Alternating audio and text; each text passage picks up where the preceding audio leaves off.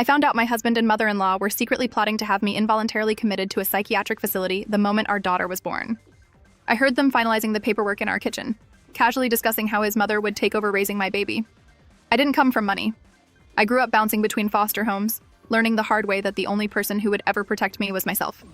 When I met Mark, he seemed like the safe harbor I had always been searching for. He was charming and stable. But his family was a different story. They were old money, obsessed with appearances, and viewed me as a stray dog.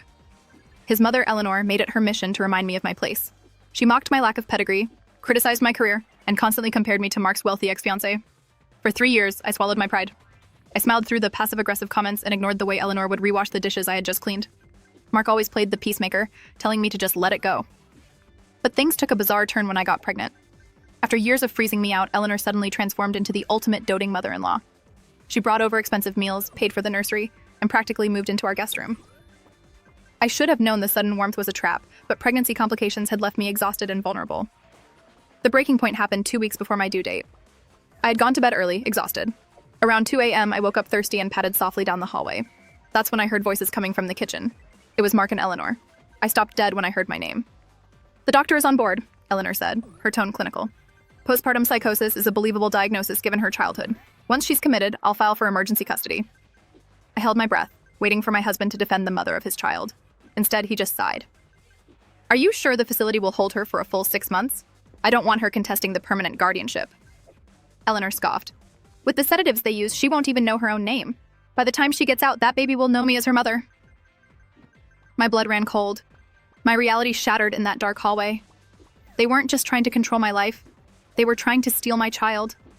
I didn't scream. Survival instincts kicked in. I silently crept back to my bedroom, grabbed a duffel bag, and threw in my essentials, documents, and the cash I had secretly stashed away. I climbed out the first-floor window into the cold night, my pregnant belly making it agonizingly slow. I drove straight to a domestic violence shelter 3 towns over. I vanished without a trace. I changed my number and hired a ruthless shark of a lawyer. A week later, I gave birth to a perfectly healthy baby girl in a hospital under an alias. Mark and Eleanor's entire plan unraveled. My lawyer slapped them with a lawsuit, exposing the fraudulent medical paperwork Eleanor procured through a bribed doctor. The fallout was spectacular. The doctor lost his license. Eleanor was charged with conspiracy. During the divorce hearings, Mark sobbed, begging for forgiveness, claiming his mother manipulated him. But tears don't work on someone who has seen the monster behind the mask. I won sole custody.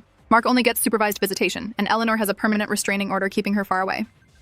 They tried to put me in a cage to steal my daughter. Instead, they handed me the keys to my freedom and locked themselves in a prison of their own making.